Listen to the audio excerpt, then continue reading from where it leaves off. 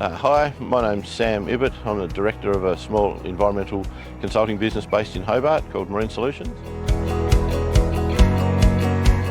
Over the last 12 months, we've done a detailed investigation of the Blue Economy Zone research site off Burnie that involved multi-beam sounders, sub-bottom profiling, grabs of the seafloor to understand the sediment quality, redox, sulphides and infauna, so the community of animals that live there. We've also done a number of months' worth of water quality monitoring to understand background nutrients and met ocean information to do with wave heights, directions, currents, and all of that feeds into the modelling and then also the layout of the pens and the monitoring programs which will be developed shortly. So I've worked in and on the water along the north coast for over 30 years, and in that time I've seen a range of industries go by the wayside, but that's meant that the water quality in the area is really cleaned up, and the people along the north coast have got a real focus of back on the marine environment that they perhaps didn't have in years gone by. So the sailing club, the surf club, the kayak club, the Sea Scouts, a real round of investment around the waterfront, and they're rightly proud of the way the fishing has improved and they're custodians of the marine environment. And I guess that's partly why they're concerned. There is some level of concern, I guess, in the community about this trial. But equally, the monitoring that we've done shows that Bass Strait is a nutrient poor sort of environment, and that this site is so far offshore and it's so well flushed and so deep that we're not expecting to see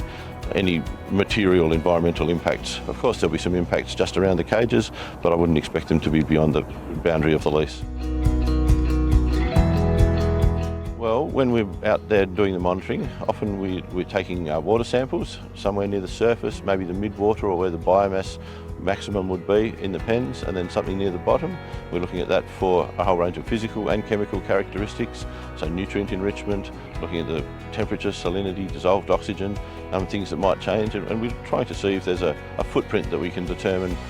so the inference of change over space. Is there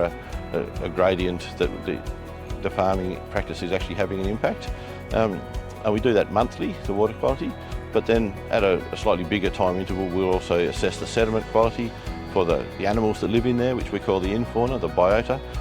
and we look at the sediment characteristics of sulphides and redox to look at the health of the sediment and how that might change directly under a cage and how quickly that any impact is ameliorated with distance.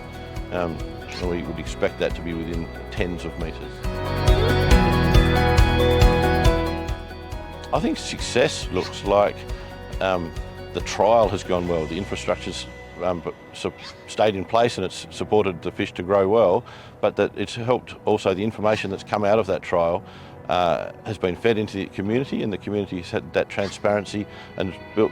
helped them build some confidence and knowledge and demystify some of the myths that are around aquaculture.